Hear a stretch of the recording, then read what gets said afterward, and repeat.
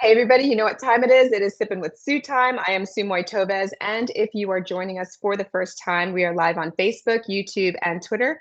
And if you have not gone over to my YouTube channel, please do subscribe and hit the bell to get all the latest content as soon as it is uploaded. So we are always, winding down on a Friday to go ahead and get ready and geared up for the weekend. And we are chatting with real people doing real things extraordinarily. So this is all I had left in my bottle, but I told y'all already on social media that you were to grab a big wine glass for our big personality and our big guest that we have for this weekend that I'm so super excited to chat with. She brings a wealth of knowledge, not only business savvy, but my favorite, of course, is wine knowledge. So please welcome Lisa Kennelly of Diamond Vineyards. Hello. Hello, hello, hello, and cheers. Cheers. I know she's got white, I got red. Hey. Matches. That's good. Yes. We have to have balance. Mm-hmm. Always. So cheers, you guys. How are you doing? I know you've had a little bit of a fluster before you got here, but we're glad you're here. So Thank you. Yeah. thank you so much for coming on. If you don't have something dynamic happening in your day, there's nothing exhilarating to celebrate an evening. So. Exactly.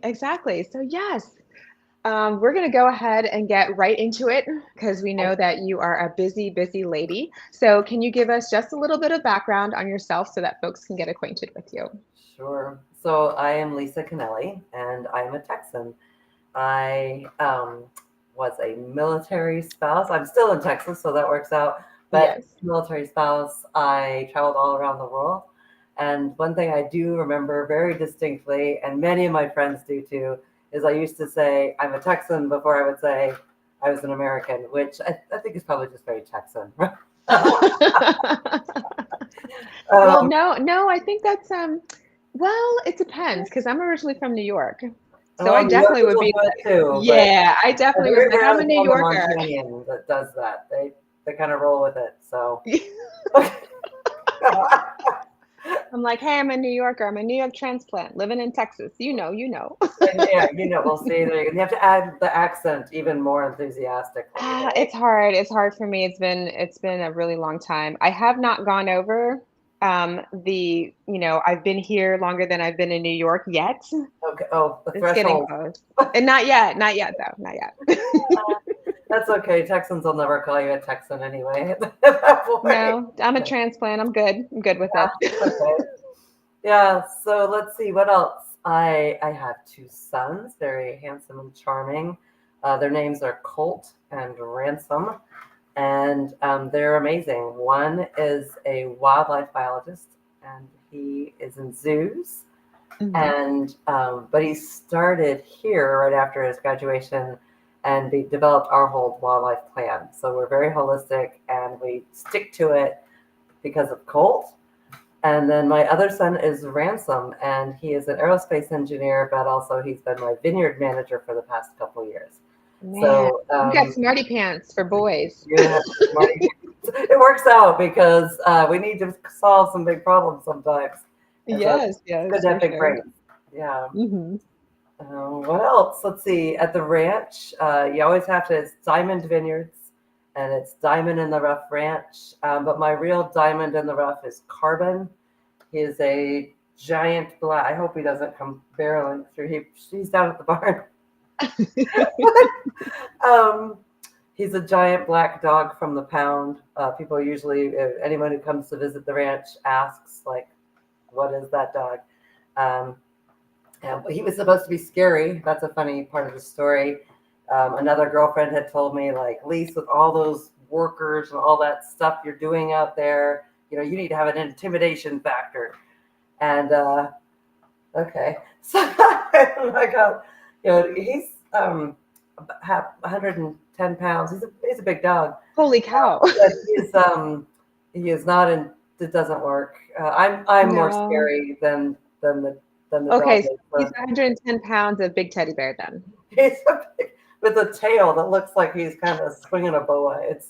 It's hysterical. He looks a lot like a black Oh, lab. Anybody wants to see him, you can go on most of the social feeds. He plays oh, Kennelly. so precious. Fabulous, fabulous. So tell us how you started in the wine business and then how that evolved into owning your own vineyard. I'm owning my own vineyard. Yes, ma'am. Okay, so I told Kind of you amazing. It's pretty awesome. it's a it's kind of a long and winding road, though, the circuitous path to vineyard ownership. Okay, so as I said, I'm a Texan. I went to the University of Texas, and when I was there, I worked for the Four Seasons Corporation. And at the Four Seasons downtown, I had the opportunity to get involved in the wine program there and some of the wine education. And I think not only did I, that was good because it's paying my way through school, but also it was wonderful because what I learned was not only about wines, but more importantly, about the special talent, I guess, as I want to say. I have a special talent. I have a special palate, and I can discern many, many things. And they come more easily to me, as do the descriptors. I'm kind of a talky gal. And I also love relating all of those little adventures and those things to other people. So I'm being able to get that knowledge and that appreciation for myself so early on was important. And then after college, I began moving. And I had the chance to move many, many places around the world, explore and travel. And for that, I am excited. And one of those was Italy, right? One of those I was did. Italy. In fact, the boys were both born in Italy. We have that in common. So, Mm-hmm. I mean, Aviano was lovely. And Mm-hmm. and I'll tell you Beautiful. about it in a little bit, but I'm actually going back to Friuli at the end of this month. I'm jealous. Can you pack me in your bag? Ooh, I could bring you back some treats. How about that? Dang it. That You're works too. tiny enough. Okay. I could probably pack you in my bag. Oh my God. So yeah, Italy was the first living assignment overseas, and then it just went on from there. And the great part about that was I had the opportunity to kind of change every little place I went into a different wine experience and job or adventure, like to keep something new. So I have owned a wine retail shop. I've taught wine courses in universities. I've developed courses and taught them to help other somms come up and test to the court. I've been an import director, and I've done marketing for private and small winemakers internationally. So that's a couple of little things. And all of those seem disparate, which of course the one continuing theme is wine, right? Yes. Mm-hmm. And so I think it's kind of like finding different ways to find your special love, right? And oh, I get to see you in this way and that way and this other way, and see how I can best become better, but also help others. So Mm-hmm. that's cool. I have owned my ranch for 20 years now.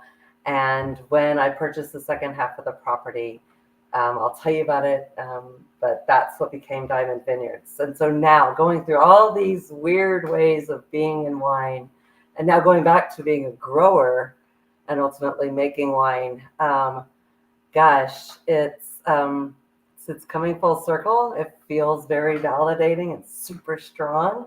Mm-hmm. Also, huge key point: grapes are not wine yet, so that's they're Kind of important, important. obviously, but it's there's a big difference there. Gotcha. So how difficult was it to get now that you come in and you purchased the other part of the ranch and you've got all of this to start growing? How difficult was it to get Diamond Vineyards actually up and running and off the ground? So that's a good question. And I want you to think about it. I never at any point said I was a farmer in that little backstory situation, right? Mhm. Because I'm not. I never was. When I bought the ranch, I started doing ranching and became more, comfortable with like big equipment and knocking things down, and quite frankly, making decisions. I had no idea what I was doing necessarily. So when I purchased the parcel that became the vineyard, it was choked solid with ash juniper. Do you know what those are? I don't. The blue. Well, Is you it? do. It's just that here in Texas, and especially in the hill country, we call them cedars. So Oh, cedar trees, yes, right? yes, But the yes. rest of the world does not call those guys cedar trees. We just do. I don't know. Gotcha. We should figure out why. Hmm. Figure out why they do that. Anybody know? Let us know in the feed. Right. Somebody in the thing tell us why if we do that. But one thing we do know about them is they're crazy invasive, right? Hmm. They Hmm. grow like hog wild. And then they also steal all the water because their root bed is the same diameter as some of these humongous trees, right? Hmm. So by doing so, they're not so great for the land, but also they get so thick and dense. Yes. So I bought this little parcel, the next 50 acres over, and I was like, gosh, this is going to be awesome. But I couldn't stand erect at any point in this one hill. So I would kind of go marching up and down this hill, looking around. Mostly have to look down, right? Because Hmm. you can't see. And everything I saw on this sloped hill was rock terrace after rock terrace after rock terrace. And all it did was build and build and build in me this passion for that to be a vineyard. Hmm. Because, in Europe, one of the catchphrases they say is, you want to have a really great vineyard, you find the biggest hill with the worst soil ever, and that's where you plant. And the reason you plant there is because those grapes are going to have to struggle, they're going to have to fight, and with that, they have the best character. Man, wow. And then how So, long did it take to get the soil prepped and then for it to actually start? I mean, how long did you have it before it actually started producing? So I purchased that section in 13. And Hmm. after, so obviously the first thing I had to do was knock all the cedar trees down. I just knocked all the trees down that were in the slope of where I wanted to plant the vineyard. Hmm. Then I Hmm. took a rock saw and I cut through all the rocks. Then I bulldozed over to kind of move some of the rocks just to give the initial planting kind of a fighting chance to Hmm. get those, roots all the way down there and find some Yeah. water. But as far as like prepping the soil and adding soil and all that, I didn't. So I have a very different terroir when people talk about, what's your soil like? What's your earth like? Hmm. None. I have rocks. And they grow very well because actually, if it's not rock, it's clay. And so within that, we're able to get moisture and the rocks can keep it. When we go down to sandy loam or some of the other soil components in other areas downhill from me, it's a lot easier. They can use shovels to dig, but the water dissipates. So there is benefit to having this crazy rock situation out here. So with the vision of the vineyard and I started my very first planting in 2018. And gosh, that one was interesting. In fact, every day, every year out here presents me with new challenges, right? We all gain It's more Texas. character. It's We all Texas. Come gain on. character. Well, right, it's me and the vines. But frankly, it's a very small team, and so it's me and Ransom. So right now it's me and my son, and before that it was me and my son and the other son. So it's a lot for us to do, and so we've put so much of Kennelly out there, the blood, sweat, and tears thing, but Hmm. Hmm. also um, we've also learned a lot, right? Like you have enough to grow with. So that first planting in 2018, like I'm not gonna lie, we bit off a little more than maybe we should have chewed. And what we got was we planted the first about 8,000 vines or 8 acres, which is a whole lot in a That's rocky all right. hill where you have to hand dig with shovels. Yes. So that was tough, but we were a pretty steep learning curve. So we learned each year, and we now have honed it down, expanding the vineyard every year, doing reasonable replacements. And now we use a rock auger, and we invite friends to come help with the planting. And so, and I have to say about the friend thing. there's not one thing I could do out here without the gracious benefit of friends and their generosity. Whether it be winemakers when they first came out, even before I had cleared the whole thing completely, to viticulturists, to other farmers, mechanics, friends who come in on their vacation and help me work out here, best friends who take their days off. And, it's never ending, my gratitude for these people. But honestly, it's pretty great to be out here now. I'm sure. And I'm sure that all of these folks are like, we are building upon the fruits of our labor, which is good wine. Cheers Yes. to that. I feel like there's a reward that's coming for people. I mean, it already does. Yeah. I hope. Yes, they Surely do. they would And not, keep calling if they. for sure. So Um, I had Lynn up here. Lynn McGregor said yes. she still Oh, has, yeah, had your she was an Aviano wine / pairing too. spreadsheet from Arizona 2002. Lynn, also in Aviano. Whoop whoop. Yes. Woo. Awesome. Triple Yes. nickel. Or the dime, Oh, you were triple nickel, so we're gonna stick with. Okay, fine. Okay. Fine. And then we have Kalani who's given a shout out to Love from Maryland. So, Oh, yay. hello. Oh, that's my sister-in-law. Hello. Awesome. So yeah, let's see. As far as the vineyard goes and getting it Mhm. from planting, to now, we're still Mhm. planting every year for various reasons. And I'll be honest with you, farming, you have several things you're going to deal with, and some of them, many of them, you don't have any ability to prevent. Right? There's things you can prevent, but things like freeze and drought and Yes. even Pierce's disease are Mhm. not things you can prevent. So now what do you do and how do you deal with Mhm. it? The freeze from 2 years ago, which I feel like, oh my gosh, who is still talking about this? We are. And it's We are, because all of like my lands, I do not have 50 acres. that's okay. I don't even have an acre. But everything that I did have that was landscaped out here, and I had fruit Mhm, trees. I mhm. had three beautiful fruit trees. Gone. Gone. Gone. Okay. And so what So happened to them? When did they die? Did they go this year or last year? no, they went when the freeze happened. When the freeze happened. So Hmm. when the freeze happened, I had substantial breakage of things that have like big arms that break, the limbs and whatnot coming Hmm. down. And we did that cleanup.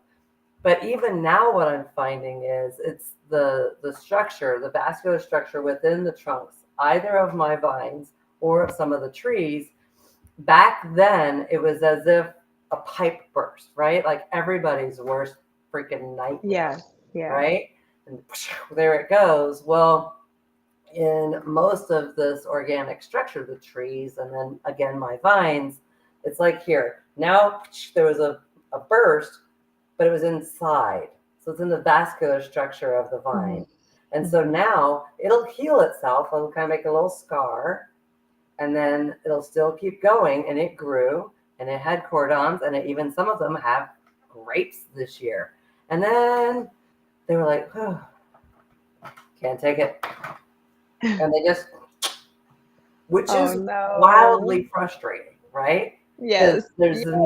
Yeah. there was nothing I did wrong in the day, No. and Yeah. there's nothing I've done wrong since. Beyond your And control. Yeah. down they go. And the bummer with grapes, man, is you plant them, but then you don't get anything out of them typically for up to 3 years usually, and that's like a micro, like a little flirty version of harvest. And Hmm. then the next year it's like, I'll try a little bit harder, and then we get to be a mature producer at around year 5. Well, if you figure I have to order my grapes a year in advance before I even can plant. So now we're out 6 years of production when we lose a vine. So it's a pretty big Wow. deal. And Yeah. maybe for everybody out there, you can kind of think of that when you have these dramas that happen, in Napa with the fires or Yes. out here in Hmm. Texas, you know, it affects, and it's really long-term effects on us farmers and us growers. So that freeze, really, even this year, I'm going through tomorrow, back through the final section of Muveja, and I'm going to cut out any guys that just gave up the ghost even right before harvest, which is gut-wrenching and necessary, because when I come around to pruning in February, nobody has any leaves anymore, right? Everybody looks like a stick. Well, how am I going to know if that guy's really dead, like not worth pruning? So the drought, like, I don't know, you're in Texas, I'm in Texas, drought's affecting you down there, right? Oh, I had no vegetation. So I have a vegetable garden, zero vegetation. The 2 new fruit trees that I replanted, zero, nope, zero, zero, because of, okay, it was freeze, and then now it's too high of a temperature. So it's triple digits this summer. Nothing. So they fruited, they fruited, but then it was like, they didn't count it. They were done. Because fruit needs water to be, fruity. So obviously in the vineyard, I'm watering, and I have all the permits and everything's legal with it. But can you imagine the amount I must water for 13 acres of vineyard? You know, and so now we go to the other side, which is spending an enormous amount of each day fixing irrigation, because it has to stay, So that's a consideration, and it's not going to get better very quickly because our drought in Texas has gone on for so long. Do you know we're at 10 years? I can see that. Yeah. So when you read or you talk to people about the drought, I don't know if you read or talk to people about the drought, but how long would you say if it started raining today and we just kind of had Noah's Ark situation happening around here? How long would we have to have that to re-up the aquifers? Would you guess? Oh, I don't know. For sure, like 3 months, 4 months of continuous, 6 months, a year. They're saying that even if we have well over above average rainfall, we will not have fully retanked things. It could be as long as 10 years again. Because the thing is we also now have, for example, on my ranch, but I was talking about the rocks, right? So everything is limestone with these huge plates that kind of vary in depth as to where the rock layer is. Well, when they got really dry, oops, I bumped you. Yeah, you're good. It's such a regular. Anybody who truly knows me, it's still like she's sitting still for this. So I the rock fissures, when it was really warm before that freeze. So then this goes back even between the drought and the freeze, the warm. Then it got super cold. Well, the rocks went and they opened new cracks and new fissures. So now even the way that we're replenishing our aquifers isn't necessarily the same, especially in the hill country, because the roads changed, right? But if you have no water to go down the road, I suppose. It's very difficult. So I know that you are super creative and trying to figure out ways to make sure that things are still up and running clearly. And you're making the best of the situation. But you also talk about making the best of the situation is you have an event coming up. Can you give us the details? I do. I gotta plug in. I plugged into the wrong thing. Whoop. Where'd you go? What'd you say? I'm right here. Hold on. Oh my gosh. Technical. Talking about the best of the situation. So here in Fredericksburg and in the hill country, we have a couple of like pretty humongous situations coming up. And one of them, well, they're both eclipses. So we happen to be smack dab in the middle of the biggest pathway for the eclipse. Next week is a partial, but I'll be honest with you, it's over 90% partial. So I mean, that's pretty damn close to being a eclipse. I do events out here at the ranch, not just as a farmer, but also as a som. So I tend to do farm to table events, which are multi-course meals, wine paired, or different celebrations. So for the eclipse, I'm going to do a wine tour with the family. Both boys are home, so that'll be fun. Yay! We can ask both animal questions and ransom buying questions or engineering questions. Really, he likes those better. And you'll be with us. We are going to do a tour of the vineyard and then have a gourmet brunch with wine and beer paired and live music. It's exclusive. I'm only inviting 40 people. But right now, I do still have a few spaces available. So to buy those tickets, it's $90 for everything, all inclusive. And you would buy the tickets on my website, so diamondvineyards.co, and then reserve now or current events. You can find me either way. I hope people will come. I did it again. Edit that part out if you do that editing. She's excited, you guys. I am too. Solar eclipse, it's like pretty major. It's a big deal. It is a big deal. But also, I bought the protect your eye things, sunglasses. Everybody should be able to see it, and then also still see. Very cool. Yeah. So we've got wine pairing, you've got beer pairing, you said. Yeah, gourmet brunch and the glasses, and you'll get this beautiful viewing of the solar eclipse. Which is on it's next week Saturday, October 14th, right? October 14th, yeah. So next Saturday. Saturday. Yeah. Very so I hope cool. people who are in the area, again, 90% here in Fredericksburg. Even if people are up in the Dallas area, down in Houston, I don't know. I have a girlfriend flying in from Virginia, so I'm excited for that. That's cool. Up there, it's not really going to be much at all, but to come and see it down here is lovely. Plus with wine. I mean, cheers. And with wine. That's going to be like the best. Awesome. So you also have a new venture that you're about to launch. That's super exciting. So can you give us the deets on this newest thing that you're brewing? I'm excited because I haven't told very many people about this. This feels like kind of a very obvious way to tell people, but it's not like just go, shh, don't tell anybody.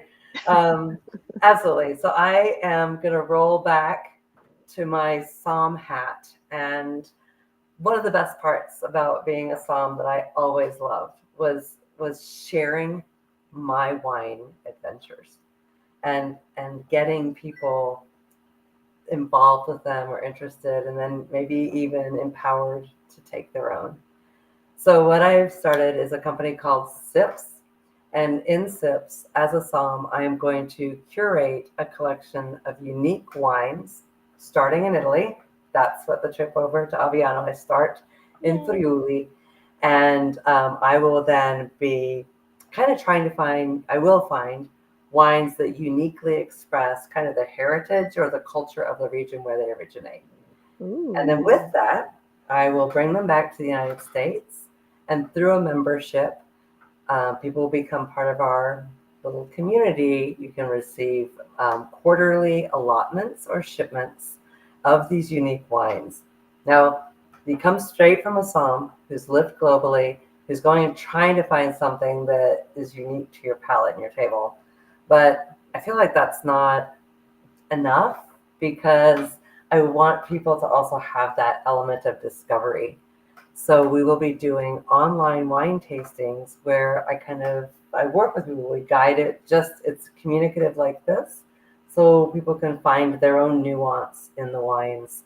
There's a level also where I'll create specific recipes which will pair with the wines. And that's called Sips. And I think it's different. I know it's different. And a good way to start with it is we have a podcast we're launching before the end of the month called Sips.Global, and where we'll begin to tell some of the stories from those bottles and those great tastes which are going to be in your glass. I'm looking forward to it. Fun. Yes, we're all looking forward to it. That is so super fun. So Lisa has all these great things going on, you guys. I mean, not only she's a badass, she's a vineyard owner, then she's like the sommelier and doing all this stuff, farming, everything, and all these great events going on. So thank you so much for coming on and for just spending some time with me and just letting us know all about how this all comes together for you. Because a lot of people, I don't know. I haven't the slightest clue. I'm really good at drinking this. Yeah. Well, I mean, I'm really good at from drinking the this. industry, thank you, because we couldn't do it if it were not for you. So I'm really good at drinking the wine, but knowing just a little bit more about, how it's all put together, especially Right. from somebody who's traveled to the different regions where, there's notable wines that have been there a little bit longer than the ones over here, but you bring that back and then you have that, like you said, you have a little bit more to explore and you have a lot of uniqueness that is poured into a beautiful glass. So I love it. Thank you so much. Please let us know how folks can get in touch with you to learn more about Diamond Vineyards, your events, and of course, the new Sips Global Wine Adventure. So Diamond Vineyards is info@diamondvineyards.co, C-O, and that's me. That's my email address. You can also just look up our website, diamondvineyards.co. Fredericksburg, Texas is where I am. It's beautiful here. Come visit.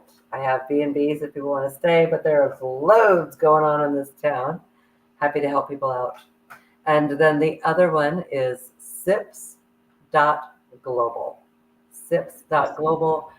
There you'll begin to find links. My email there is som@sips.global. And you can find us there with the podcast. I believe we already have the YouTube channel set up, Instagram, Facebook as well.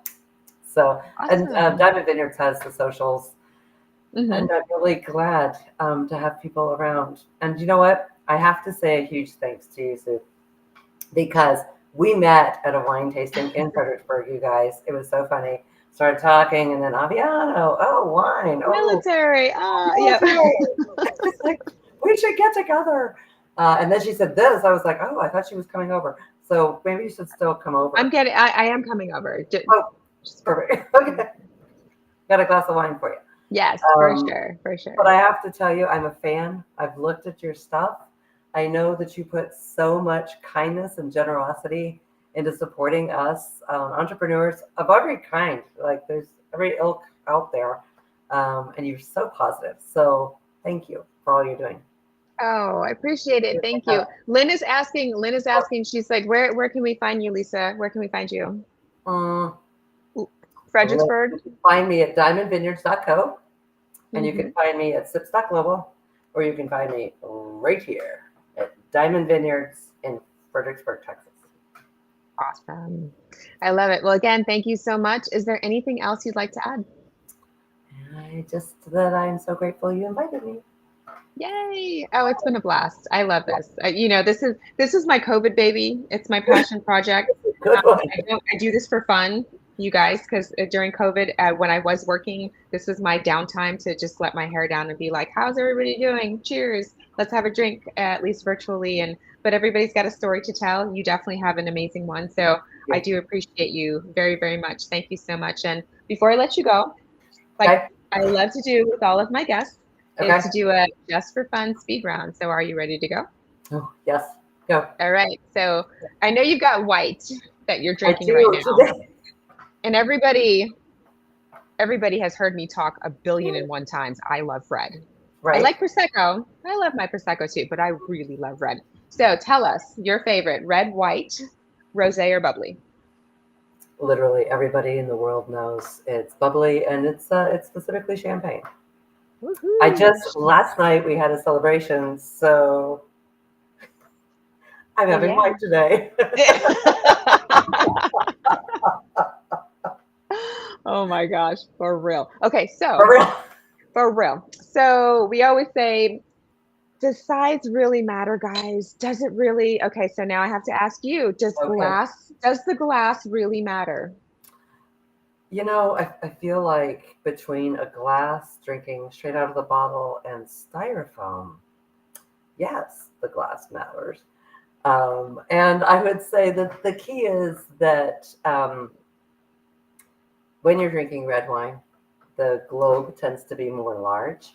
And the reason for that is it's just like a decanter, y'all. So it allows a little more surface area, a little more opportunity for air to have an effect on that red wine. It improves the palate for you. With whites, we want to maintain a little bit of a constraint. And then with bubbly, we have that flute, right? And the flute allows the bubble rate to stay in the middle, keep it more bright on your palate. But everybody who also knows me realizes I love to drink out of orphan glasses around here. And so that helps me remember which one's mine. Oh, the one that's not like anybody else's. Uh, so I think the best wine glass is the one that's in your hand and still has wine in it. There you go. There you go. Oh, yikes. Okay, so I knew that, but yeah. Great answer. If you weren't the wine connoisseur and vineyard owner that you are, what would you be doing?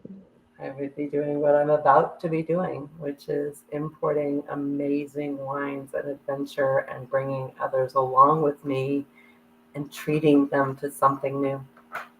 Fabulous. Favorite accoutrement to wine? A good friend. Oh, lovely. I always think food. I'm like charcuterie.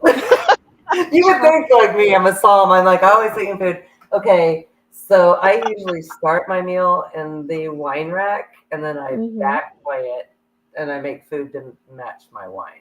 Gotcha. Right? Because I Gotcha. can change what's on the plate a lot faster than I can change what's in that bottle.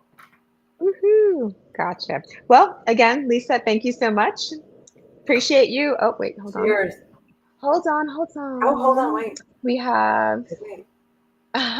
Lynn said, I said bubbly before you did. Lisa, I always keep a bottle in the fridge for a special occasion because of you. Cheers. That is amazing. Cheers, Lynn. Awesome. Yes.